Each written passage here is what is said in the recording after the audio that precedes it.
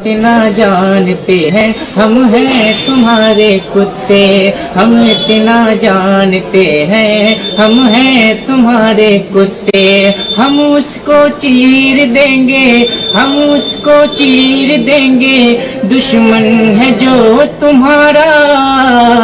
या अला हजरत हजरत या अला हजरत। अस्सलाम वालेकुम। तो कैसे हैं आप लोग? उम्मीद है आप सब बिल्कुल ठीक, सेहतमंद और सलामत होंगे।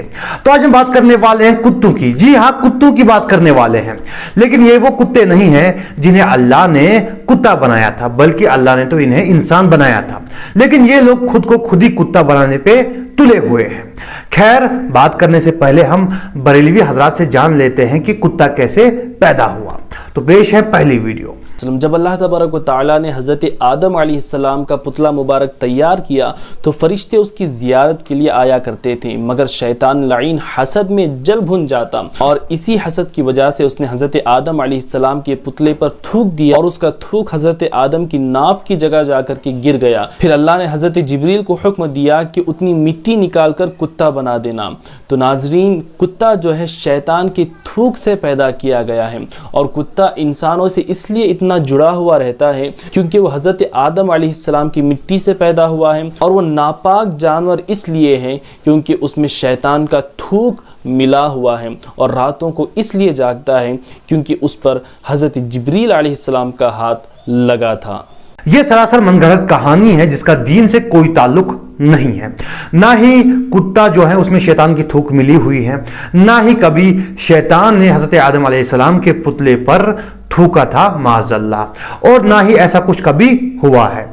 यह आपको किसी हदीस में नहीं मिलेगा, किसी भी जगह लिखा हुआ नहीं मिलेगा। हो सकता है कि बरेली हज़रत की किसी किताब में लिखा हो, लेकिन किसी हदीस में आपको नहीं मिलेगा। और कुत्ते में शैतान की थूक नहीं मिली है। हालांकि बरेली हज़रत ने रोटियों और बोटियों के लिए बहुत सारी कहानियां लिखी हैं, और उसी में उन लोगों ने रोटियों और बोटियों के लिए कुत्ते को भी नहीं बख्शा, उस पर भी एक कहानी गढ़ ली है। चलिए एक मिनट के लिए मान लेते हैं, कुछ देर के लिए मान लेते हैं कि कुत्ते में शैतान की थूक मिली है। हालांकि ऐसा कुछ नहीं है, लेकिन बरेली हजरात का दिल रखने के लिए हम कुछ देर के लिए मान लेते हैं। फिर आपके आलिम लोग खुद को कुत्ता क्यों कहते हैं? जो गौस पाक के दर पे कुत्ता बैठता था वो दुनिया के पीरों से अफजल है। चुप कर बे कुत्ते। दुनिया के पीरों से अफजल है गौस पाक का कुत्ता, जिसकी शान है गौस पाक के कुत्ते की शान है, वो दुनिया के पीरों से अफजल है। ये क्या बात करता है यार? गौस पाक के दर का कुत्ता पीरों से बड़ी अजमत रखता है। सैयदों का कुत्ता हूं मैं। क्या बोला तूने? इनके कुत्तों का कुत्ता हूं। कुत्ता है तो कुत्ता तो हूं, तो मतलब हूं ही ना। मदीने का कुत्ता तो मैं मशहूर हूं, सगे मदीना तो मेरा लक़ब है। हम कुत्तों से बात नहीं करते। लक़ब ये मैंने खुद लिया है, लक़ब किसी ने दिया नहीं है, सगे मदीना। अरे कहना क्या चाहते हो? मैंने ऐसी कुत्ते सही तो सबके अंदर मैं भी कुत्ता। भाग भाग कुत्ता भाग भाग। तो आका जी के कुत्ते बन के हव हव करो। हव हव हव हव हव हव हव। अरे कौन भौंक रहा है ये बदतमीज? आस्ताने पाक के कुत्ते कुत्ते मैं तेरा खून पी जाऊंगा। आपकी गली के कुत्ते से भी निस्बत हो जाए, ये भी हमारे लिए बहुत बड़ी सादत की बात। वैसे तो हम आप लोगों को इंसान समझते थे, लेकिन अगर आप लोगों को खुद को कुत्ता ही समझना है तो कोई बात नहीं, समझिए। लेकिन हमें ये बता दिया करें कि आप किस नस्ल के कुत्ते हैं, क्योंकि कुत्तों की बहुत सारी नस्लें होती हैं, जैसे कि जर्मन शेफर्ड है, या फिर पिटबुल है, या फिर बुलडॉग है। अब मैं बरेलियों का कुत्तों का शौकीन तो नहीं हूं, तो मुझे इनकी नस्लों के नाम याद नहीं है। इसीलिए आप अपने नाम के साथ अपनी नस्ल जोड़ा करें, जैसे कि बुलडॉग अमीरुल कादरी, या फिर जर्मन शेफर्ड कोकब नूरानी, या फिर पिटबुल इलियास कादरी। क्योंकि कुत्तों की बहुत सारी नस्लें होती हैं और मुख्तलिफ नस्लों में इनका नेचर, इनका बिहेवियर डिफरेंट होता है। जैसे किसी नस्ल के कुत्ते जो होते हैं वो जरा काटते हैं, किसी नस्ल के कुत्ते जरा भौंकते हैं, किसी नस्ल के कुत्ते जो होते हैं जरा एग्रेसिव होते हैं, गुस्से वाले होते हैं।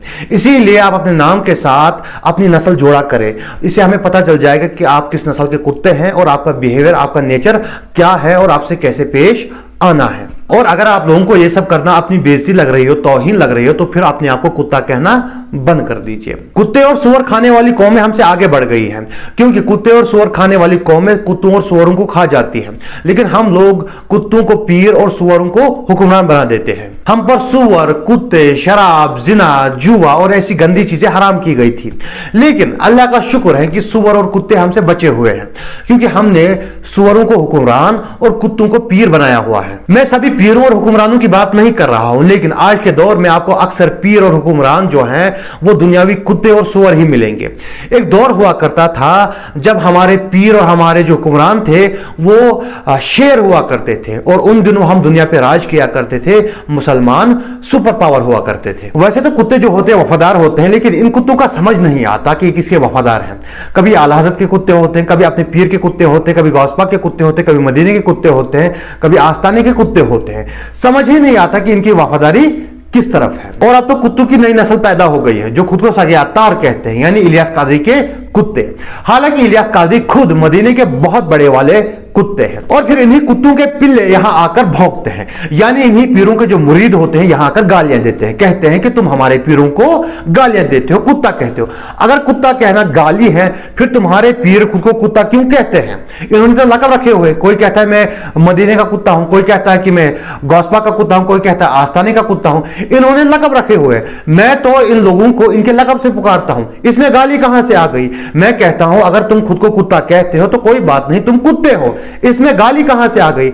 अगर कुत्ता कहना गाली है तो फिर तुम्हारे पीर खुद को कुत्ता क्यों कहते हैं? तुम्हारे पीरों ने अपने लकब ही ऐसे रखे हुए हैं, जब मैं उनको उनके लकब से पुकारता हूं तुम्हें लगता है कि मैं उनको गाली देता हूं, हालांकि मैं उनको गाली नहीं देता। अगर तुम्हारे पीर कह दे कि हम कुत्ते नहीं हैं, तो मैं भी कहूंगा कि वो कुत्ते नहीं है, मैं भी उनको कुत्ता नहीं कहूंगा। और मैं गवर्नमेंट से गुजारिश करता हूं कि आम कुत्तों की वजह से रेबीज फैलता है, और खुद को कुत्ता कहने वालों की वजह से बिरत नाम की एक बीमारी फैलती है। रेबीज इंसान को जीने नहीं देती, और बिरत नाम की ये बीमारी इंसान से ईमान छीन लेती है। इसीलिए आप तमाम तरह के कुत्तों को अपने कुत्ते पकड़ने वाली गाड़ियों में ले जाए, फिर इनकी नसबंदी कीजिए, उसके बाद इनको इंजेक्शन लगाए, उसके बाद इनको ऐसी गलियों में छोड़ दे जहां से वापस ना आ सके। क्योंकि कुत्ता जो होता है वो कुत्ता होता है, चाहे वो मदीने का कुत्ता हो या फिर इंडिया का कुत्ता हो, पाकिस्तान का कुत्ता हो या फिर पीर का कुत्ता हो, गौसपा का कुत्ता हो या फिर आस्ताने का कुत्ता हो, कुत्ता तो कुत्ता होता है। और हर तरह के कुत्तों से बीमारियां फैलती हैं, फिर चाहे वो रेबीज की बीमारी हो या फिर बिदत की बीमारी हो। और रेबीज एक जानलेवा बीमारी है और बिदत ईमान लेवा बीमारी है, इसीलिए आप इन कुत्तों का इलाज कीजिए। अब कुछ लोग कहेंगे कि अहमद तबरेज आज तुमने हद ही कर दी, तुम्हें थोड़ा तमीज से बोलना चाहिए, तो मैंने कौन सी बदतमीजी की है? ये लोग खुद को खुद ही कुत्ता कहते हैं, तो मैं भी इनको उसी नाम से पुकारता हूं। इन्होंने अपने लकब रखे हुए हैं ऐसे, तो मैं इनको इनके लकब से पुकारता हूं। किसी को उसके लकब से पुकारना, इसमें कौन सी बदतमीजी है? इसमें क्या बदतमीजी? और वो लकब जो उन्होंने खुद को खुद ही दिया हो, इसमें कौन सी बदतमीजी है? अगर कुत्ता कहना गाली है तो फिर खुद को कुत्ता मत कहो, मैं भी तुम्हें कुत्ता नहीं कहूंगा। ये लोग खुद को कुत्ता कहें या फिर गैंडा कहें, मुझे से कोई फर्क नहीं पड़ता, लेकिन ये लोग ये सब दीन के नाम पर करते हैं, इस्लाम के नाम पर करते हैं। आप खुद सोच लीजिए कि जब गैर मुस्लिम इनके बयानात सुनते होंगे तो उनके जहन में इस्लाम की और मुसलमानों की क्या तस्वीर छपती होगी।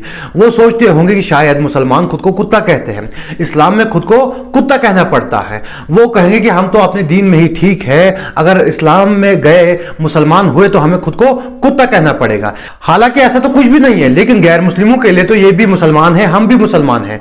गैर मुस्लिमों के लिए तो ये भी दीन के आलिम है। ये लोग दीन के नाम पर ही इस्लाम को बदनाम करते हैं, दीन को बदनाम करते हैं। अगर आप दावा करते हैं कि आपका दीन सबसे बेहतर है, तो आपकी बातें भी सबसे बेहतर होनी चाहिए, आपके इखलाक भी सबसे बेहतर होने चाहिए, क्योंकि गैर मुस्लिम आपकी किताबें नहीं पढ़ते, बल्कि वो आपको देखकर आपके दीन का अंदाजा लगाते हैं, आपकी बातें सुनकर, आपके इखलाक देखकर आपके दीन का अंदाजा लगाते हैं। उनके लिए आप अपने दीन की चलती फिरती मिसाल है, उनके लिए आप वो मॉडल है जो आपके दीन ने आपको बनाया है। इसीलिए बेहतर दीन पेश करने के लिए आप खुद को बेहतर बनाइए और खुद को कुत्ता कहना बंद कर दीजिए, क्योंकि कुरान शरीफ में अल्लाह ने उलमाए सू को कुत्ते की मिसाल दी है।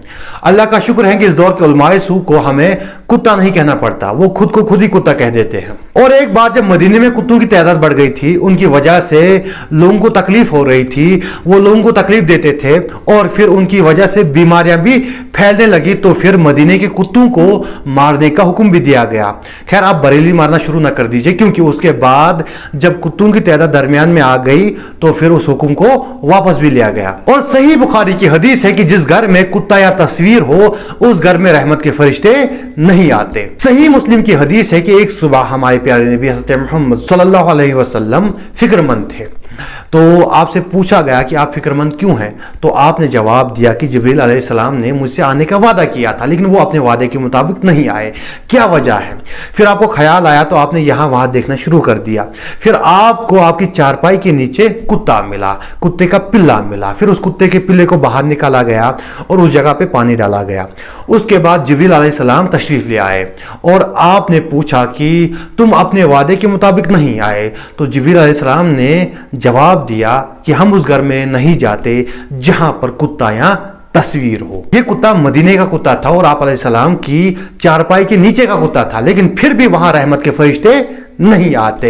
ये कुत्ता अल्लाह का बनाया हुआ कुत्ता है, फिर भी वहां पर रहमत के फरिश्ते नहीं आते। और जहां पर मौलवी अपने आप को खुद ही कुत्ता बना देता है, क्या वहां पर रहमत के फरिश्ते आएंगे। और फिर ये लोग कहते हैं कि हजरत अली रज़ियल्लाहु अन्हु को तो शेर खुदा कहा जाता है। बिल्कुल कहा जाता है, क्योंकि शेर की मिसाल दुनिया की हर जगह, हर मजहब में, हर कंट्री में जहां भी देखोगे, जिस कौम में देखोगे, बहादुरी के लिए दी जाती है। और कुत्ते की मिसाल हर जगह, जिस कंट्री में देखो, जिस मजहब में देखो, बुज़दिली के लिए दी जाती हैं, गलाजत के लिए दी जाती हैं, गंदगी के लिए दी जाती हैं, बुरे के लिए दी जाती हैं। हजरत अली रज़ियल्लाहु अन्हु की जो औलादें हैं, हम उनको शेर खुदा की औलाद कहते हैं। अगर किसी को भी हम शेर की औलाद कह दे तो वो उसके लिए तारीफ होती है। लेकिन अगर हम आपके बच्चे को कुत्ते का पिल्ला कहते या कुत्ता कहते या फिर उसे कहे कि तुम्हारा बाप कुत्ता है, तो वो तारीफ नहीं है, बल्कि वो एक गाली मानी जाएगी।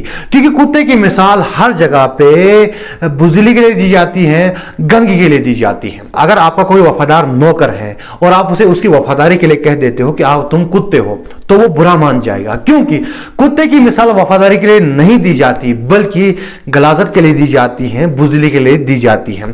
कुत्ते में वफादारी होती है, बिल्कुल होती है, लेकिन उसकी मिसाल नहीं दी जाती, बल्कि उसकी मिसाल गलाजत, गंदगी और बुराई और बुज़दिली के लिए दी जाती है। इसीलिए आप खुद को शेर कहिए, क्योंकि शेर की मिसाल जो दी जाती है बहादुरी के लिए दी जाती है, और कुत्ते की मिसाल जो दुनिया में दी जाती है वो बुराई के लिए दी जाती हैं और गंदगी के लिए दी जाती हैं। इसीलिए आप शेर कहिए, कुत्ते ना कहिए। और मुसलमानों के लिए तो खुद को कुत्ता न कहने की इतनी ही मिसाल काफी है कि कुरान शरीफ में उलमाए सू को कुत्ते की मिसाल दी गई है। वो अली शाह कलंदर, इनके पास जो भी मदीने मुनव्वरा से जाता था, मदीने तैयबा से जो लौट कर जाता था, सलाम करता था, तो वो अली शाह कलंदर उसके पैर चूमते थे।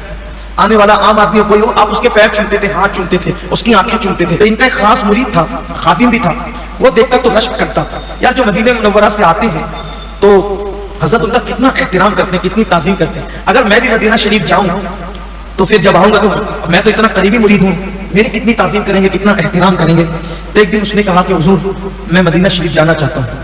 फरमाया नहीं बेटा, अभी तो इस काबिल नहीं। देखो ये आशिकों का, अल्लाह वालों का अपना मिजाज अंदाज है। फिर कुछ दिनों बाद का हुजूर जाऊं, फरमाया अभी मत, अभी कुछ उस काबिल नहीं। बहुत फिर वो पूछता ही रहा। एक दिन हजरत ने फरमाया ठीक है बेटा जा, लेकिन देख वहां का अदब करना। तो हजरत अली शाह कलंदर ने फरमाया बेटा बहुत अदब करना बेटा, बेटा तेरे पीर जैसे लोग वहां की गलियों में कुत्तों की तरह फिरते, वहां की गलियों के कुत्ते बैठा रहे बेटा, ऐसी गलियां हैं वो, तो बड़ी अजीम गलियां हैं बेटा। अल्लाह अकबर। तो बड़ी नसीहत की, अदब करना, एहतराम करना, जल्दी भाग दौड़ नहीं करना, ये नहीं करना, वो नहीं, बहुत समझाया बेटा ख्याल करना, इससे बड़ी बारगाह नहीं है कोई दुनिया में, सबसे बड़ी बारगाह वही। बहरहाल फिर वो गए हज के लिए, फिर उम्रा किया, जो सब करना था किया, और फिर मदीना शरीफ गए। फिर जब मदीना मुनव्वरा से वापस आए तो इनके दिलो दिमाग के अंदर ये बात थी, अब मैं पीर साहब के पास जाऊंगा तो मेरे भी आंखें चूमी जाएगी, मेरे भी हाथ चूमे जाएंगे, मेरे भी पैर चूमे जाएंगे साहब। लेकिन जब गए हजरत ने तवज्जो ही नहीं की, सलाम किया, मुंह फेर लिया, उधर से आए मुंह फेर लिया, इधर से आए मुंह फेर लिया। हुजूर क्या गलती हुई मुझसे? और मैं, तू सोच क्या गलती हुई, मदीने तैयबा गया था महबूब के शहर में, और कहता है क्या गलती, तू खुद सोच। हुजूर कोई भी गलती नहीं हुई, हुजूर कोई भी गलती नहीं हुई। फरमाया गौर कर, हुजूर याद नहीं आता। फरमाया एक दिन तू हुजूर की मस्जिद से बाहर निकला? हाँ निकला। ओ दीवार के साए में एक कुत्ता बैठा हुआ था? हाँ बैठा हुआ था। तूने सोचा कि ये मस्जिद नबवी के दीवार के साए में कुत्ता कैसे बैठा है? तूने एक डंडा उठा के उसको मारा था? वहां मारा था, अपनी पीठ से कपड़ा हटाया तो डंडे का असर वो पीठ पर था। हुजूर ये क्या है? फरमाया वो कोई कुत्ता नहीं था, वो तेरा पीर था अबू अली शाह कलंदर। मुझे समझ नहीं आता कि जब से आम लोगों के पास कैमरा आया है तब से बाबा लोगों की करामतें कहां छिन गई है, कहां छिन गई है।